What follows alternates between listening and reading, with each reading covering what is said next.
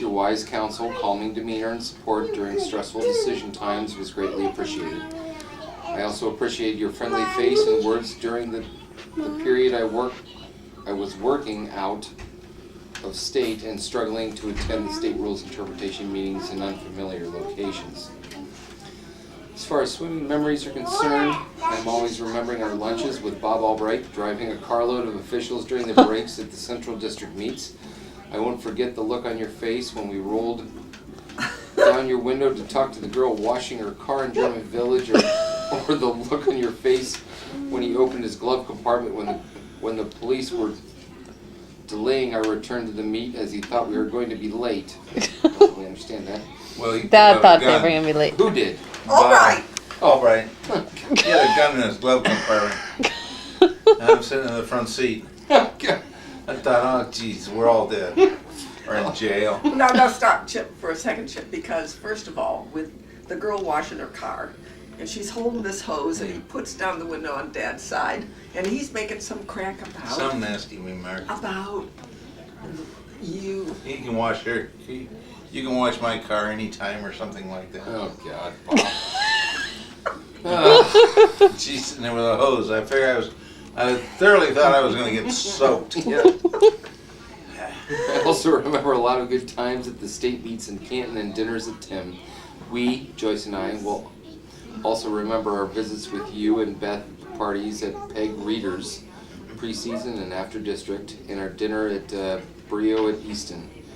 We need to schedule to hook up to do that again. Yeah. Sorry this ran so long. Anyway, I wish you the best in your retirement from swimming. Enjoy all of your time. Mike Vogt. Mark, he retired last. He did 2 years ago. 2 years ago? Okay. But his brother Joel was on the list. Right. Yeah. All right, Jim Murray. Okay. Okay, we have Club. hi again, Katie. Yeah, like I said, We yeah. first met You can shut that down. on our Freedom Years trip to Kenya, which I think was in 2005. We were delayed leaving Columbus because of fog that morning and missed our connection in Chicago, so we had to wait several hours for another flight. Your dad and I, along with Bob Ewing, sat around and visited about various things, but mainly MCC, I recall. Mountain Builders Country Club. Okay. Not sure what that has to do with anything, except it was the first time we talked much. Once in Kenya, we were assigned as groups of 6 to the Jeeps, Range Rovers, going out to see the animals, so had more interaction during those times. Yeah, because we were with Ewings and Murrays on that one, Yeah. in the same truck. When we would get into a group of animals where we had an opportunity to take a few pictures, the vehicle would stop, and soon the animals usually would turn away from us, causing Bob Ewing to make the comment, "I'm sure they'd like to get some pictures of something besides butt shots," which your dad really laughed at. I think we all felt the same way, but hadn't put it into words. It never failed. Yeah. We'd stop. Animals had been looking at us. Oh, it just turned away.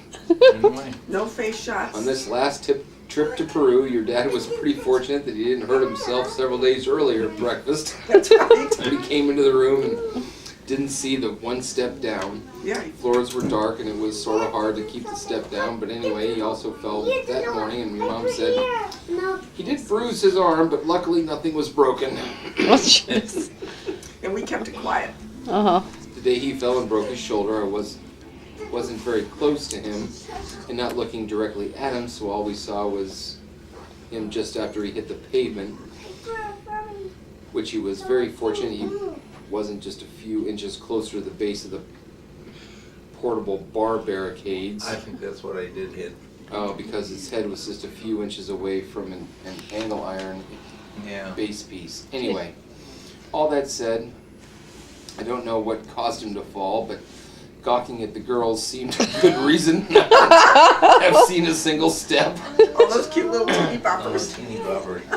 When he came back from the clinic and his arm was in a sling, he was a pretty happy guy and in no pain. And pretty well loaded up on some good drugs to be sure he could make it home on the plane with us. We enjoyed having dinner with you and with your folks at Mountain Builders Country Club.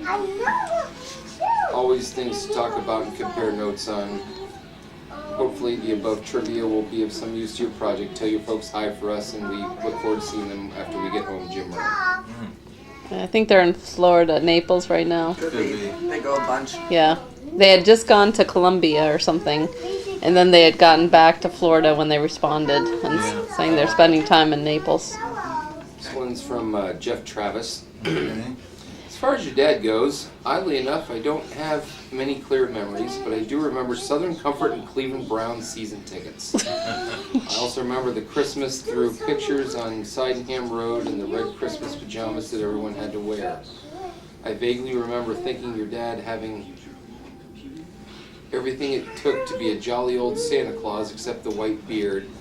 There was also an old home video from, I think, a family trip to the Poconos before my time, and your dad tried to dive off the diving board, and I've never seen a diving board bend like that before, and landing looking very painful. I hope your dad had a great celebration. All my best, Jeff Travis. I don't remember that.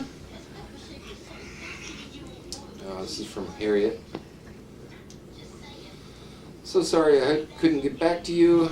Really don't have any Sterling stories, only a few memories of the older boy cousin who didn't want to be around us little girls, and I guess we felt the same. God, I love her. My memory of him was that I wished I had a big brother like Sue did. He had cute friends and was always busy having fun. The other thing I remember is that he had a job, earned money, and wore a uniform. He worked at a gas station. When did you work at the gas station? Oh gosh, I don't remember. It was a summer job. Okay, in At high Cedar- school, right? Cedar Center. In high school? I don't remember what year it was. Was that a Cedar Center close to where your Warrenville parents' Center in house was? Cedar. Or was it close to school? No, it was. What do you mean school? Well, No. one picture that I haven't shown you yet is you like goofing around at a gas station that they claimed was you from Western Reserve Academy. Oh, that was a picture. Yeah. No, that was before that. So I was in high school. It was a summer job.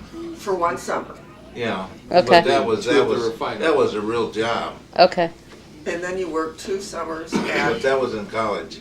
in college Oh, at The number 1 refinery. number 1 refinery. Okay. really fun memory is one my mother has. She remembers that Sterling unwittingly was very much a part of Dad's courtship of her. To impress Mom and let her know that he liked kids, Dad would go get Sterling and bring him over to the house. Write Mom for more details. It's a cute story. I did write your Aunt Marty. I have her email address, but To the I haven't. parents. I only emailed her once, and again, I don't know Okay. if it went her spam, so I need to Okay, follow up. But yeah, that was to the parents' house. yeah. They were good friends of mine with my mother or my grandmother. So, do you know much of the story in regards to? Yeah, he used to take me over there, while he was dating Marty. And I was the one also, too, that introduced Betsy to Tom Lanfear. Because Betsy managed to get the Cleveland has a big air show every year. And Tom was on a destroyer escort. And it was parked in Lake Erie at the time. And Betsy, being in the Navy, got a chance to get us on board so we could watch the air show. Oh, cool. Okay. Well. And Betsy met Tom. The two of them went in and had coffee in the stateroom, or in the boardroom the whole time. I was farmed out to some sailor to Toward the watch ship. to watch the air Oh, show. watch the, okay. I didn't see my Aunt Betsy all day. So, and that was the start of their romance. But the twins, the Day twins, Yeah, Mary and Betsy. were, Back in the middle. they were in, Middle. when the waves first started, they were in early on They weren't. Yeah. with the waves. Yeah. Which They were would have been, twins. what year?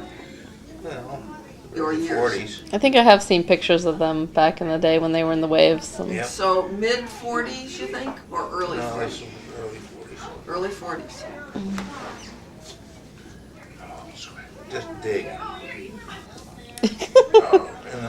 Down It's on camera. Make it good. Yeah, exactly. That's right. All right, this is from Betsy Rubner, I think. okay.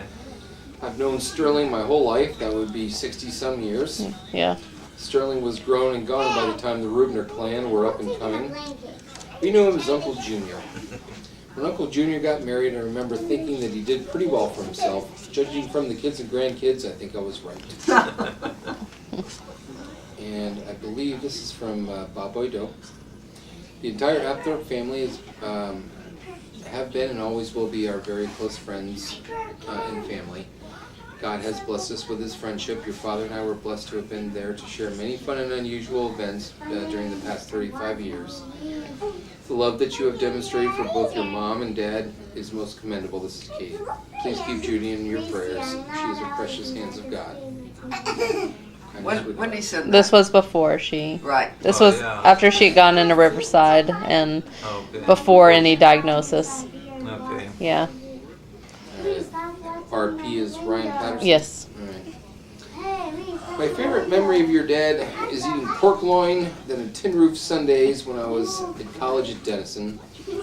I would look so forward to a home cooked meal and time with your parents. Also remember your dad getting me tickets to the Ohio State Invitational and state meets each year. I would take my friends, many of whom swam in Ohio in high school. All of them knew Sterling. I also remember 4th of July at your old house on River Road and the groundhog that lived in the woodpile. Not really a story of your dad, but I remember feeling so comfortable with your parents, and it was much of a blessing to have them nearby in college. Hope that works. Miss you. Off to Africa. RP. Great. That's for hitting me. I wasn't hitting you. I just. Oh, holy cow. Alright, hold on. Gotta figure out who it's from. John Wood. Warden. John Warren? Warden. Yes. Yeah. Yeah, he's the meat manager for our sectional meat. Yes. Alright. We'll let Josh read that one. It's a bit lengthy. I need to bring my chair.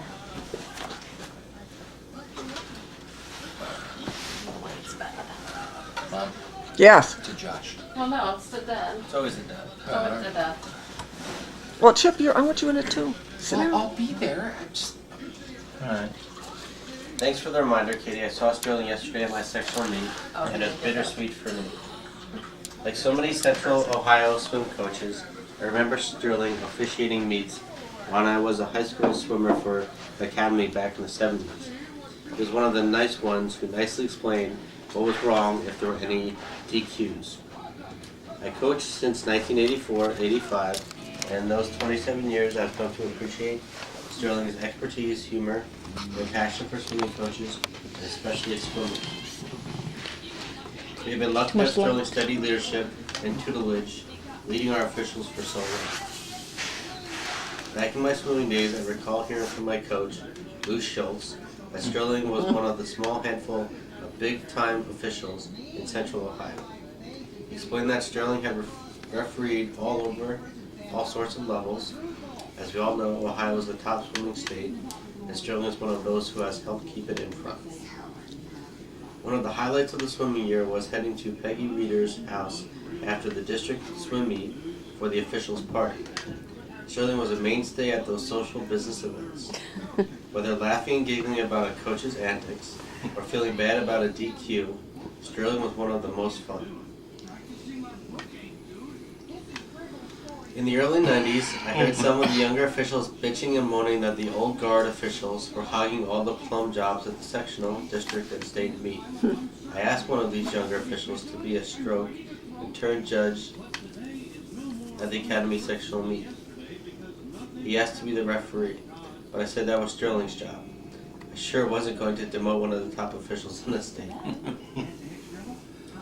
Quite a few years ago, Sterling and the other officials of his generation started the Passion of the Torch and actively training the next generation of officials. As Sterling retires, he leaves Central Ohio in good hands he has helped develop. He has been a mainstay of the Academy's sectional meet since we've been hosting it. Sterling has seen a few fireworks from milky water to bad weather. Has helped me get through every one like a trooper. I always knew that the sectional meet was getting close when I received my yearly phone call, or email more recently, from Sterling asking me to be sure the policeman who guards the much closer but basketball only parking lot lets the officials park close. Attaches a picture I will treasure of Sterling and me after his last sectional meet.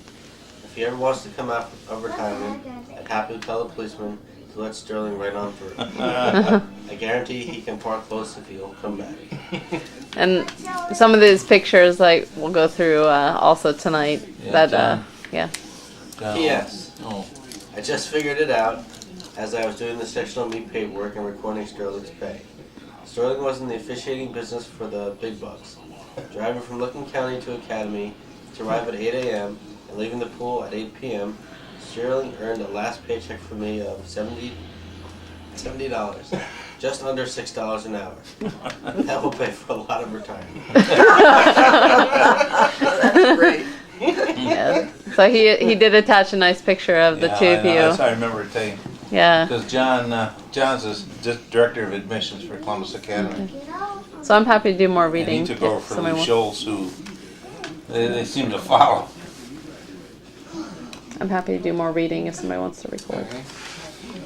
Marty and John Rhodes, Jerry. thank you. Marty and I remember sharing the red light district in Amsterdam with Sterling and your mom, stopping and checking out the windows and having some good laughs. Yeah.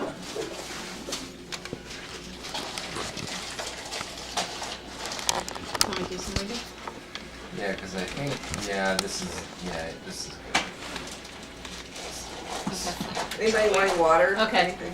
So, no, I'm good, thank you. So this one's from Brother Charlie. Oh. Yeah. I have a few stories to tell on bro. Charlie language there. Yes, of course.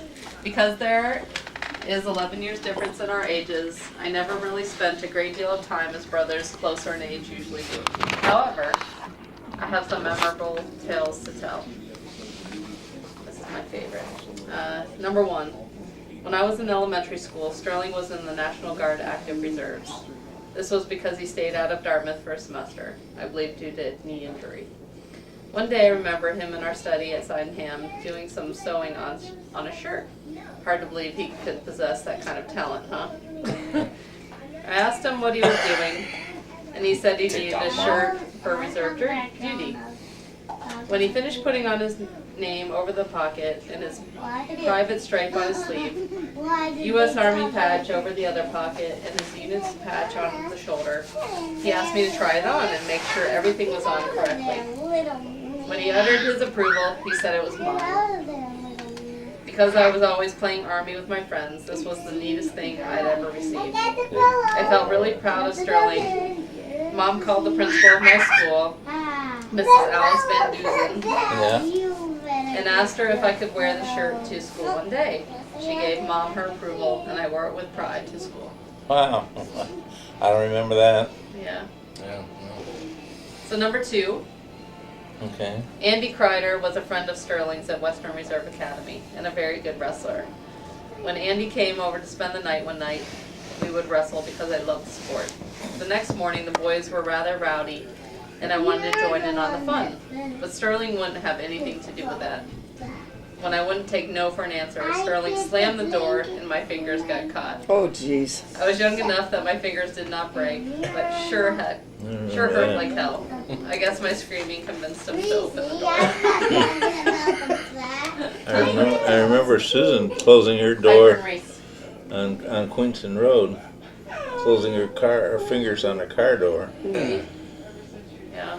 On Nancy's fingers, right? No, it was on her fingers. Oh, on Susan's. Oh. So number three, when I was in junior high and playing football, Sterling got together with several of his friends to play football over at the junior high field. He always let me play with them, even though plays were designed to keep you out of the way. I felt included nevertheless. nice. Number four, this story was The story I was not witness to. I only knew it because there was a lesson from my mom, or a lesson my mom tried to teach me. Sterling used to deliver papers in his younger days, as I did as well. Mom went out in the backyard and discovered stacks of undelivered papers in the bushes. Needless to say, she was a little pissed. She made him deliver every single one of them. How did that relate to me? Well, I delivered the evening paper, and my neighbor down the street delivered the early morning paper. He asked me to cover for him when he went out of town, and I said okay.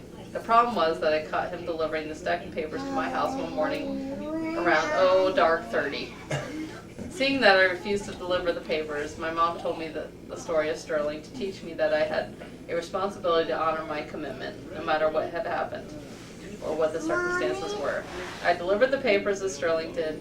I guess those experiences made us responsible to live up to our commitments. What's sweet? How old are you?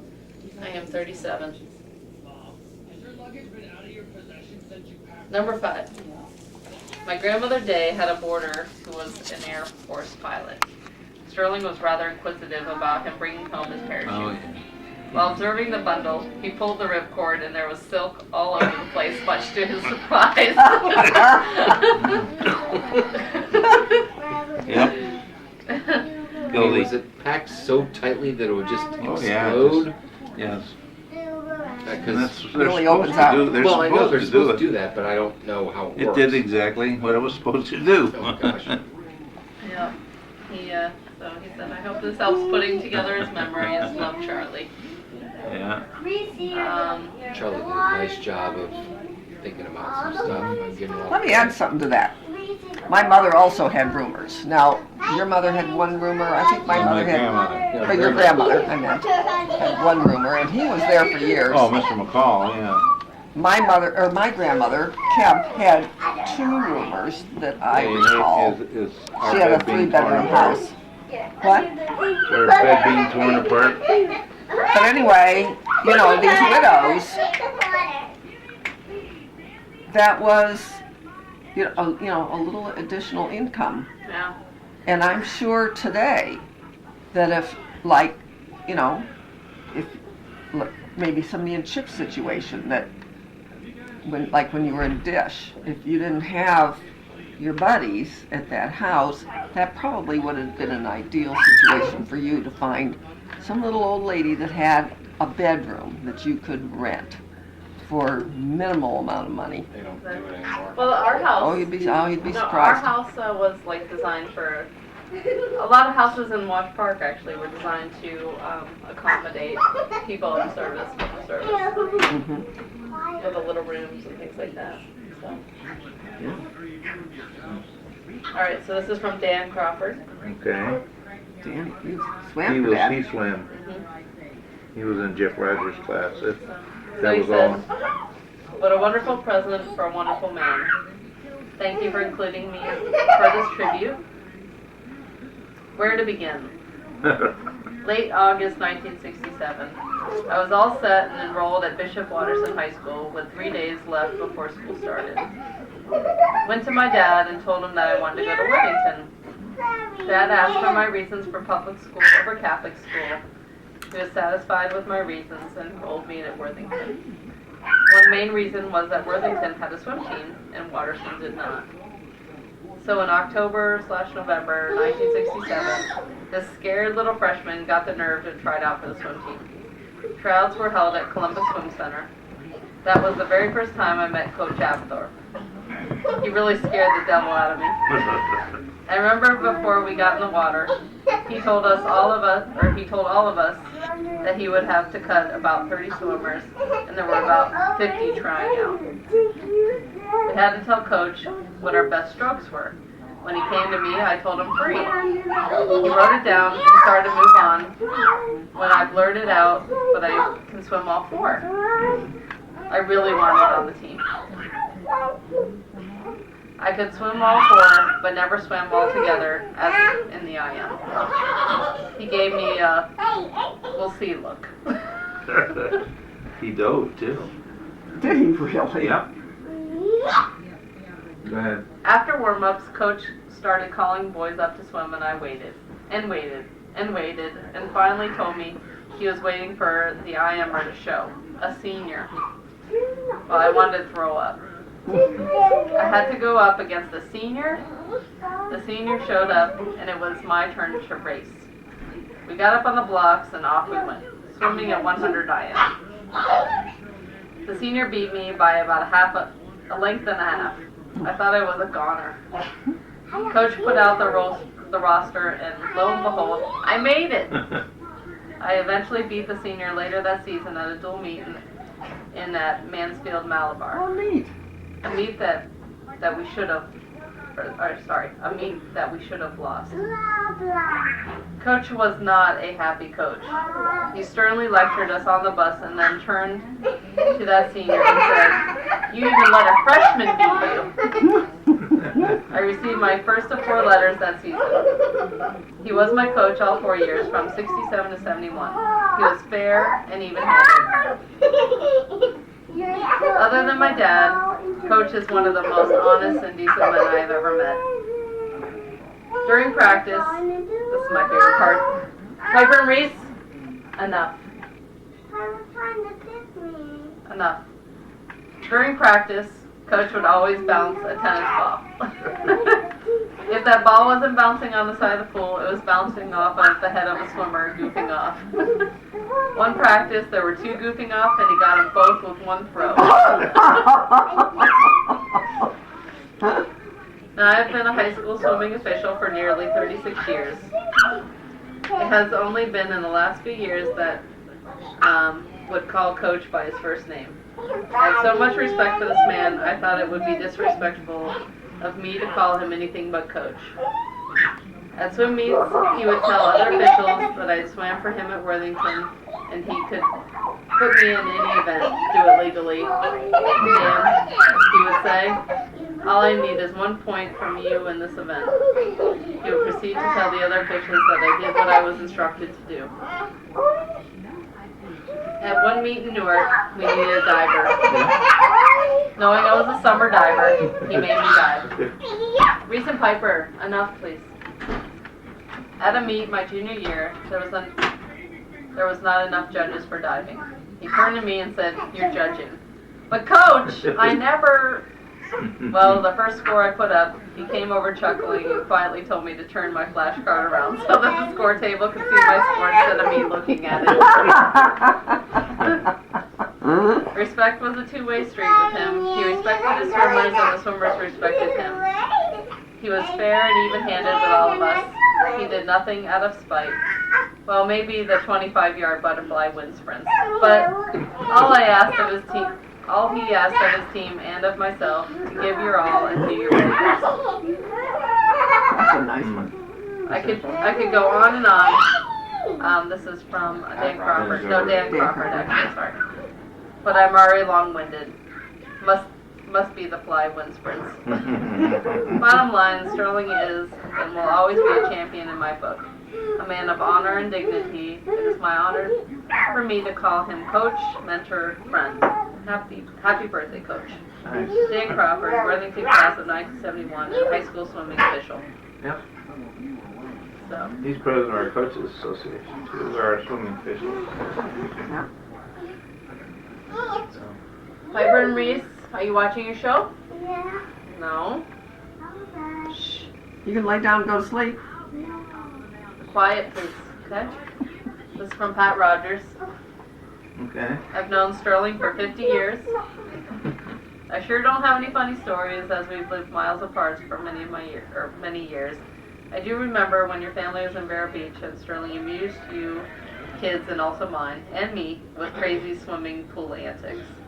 But I love that Sterling. He is one of the most sensitive, generous, kind, gentle, and loving men I've ever known. And he's given his talent unselfishly, helping young people reach their highest potential in so many areas. I so admire him for that. Happy birthday, Sterling. Love you, Pat. That was nice. And It was their condo at Vero Beach we rented. Remember when we go in the summer for a month? Loved that place. Yeah. Remember watching the saddest movie ever, Watership Down. Oh. 5 o'clock in the morning. But also at 5 o'clock in the morning was Speed Racer. So I would get up and go watch Speed Racer on the brown carpet. Yeah. Oh, Speed Racer was on.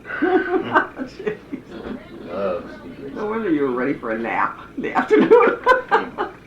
Oh yeah, swimming in the ocean in the pool I know. and All that sun and oh yeah. Okay, so this next one, I wanted to have in the, There we go. I like snow. but I'm going to show it first, and then I'll read the note from Dick Rabel.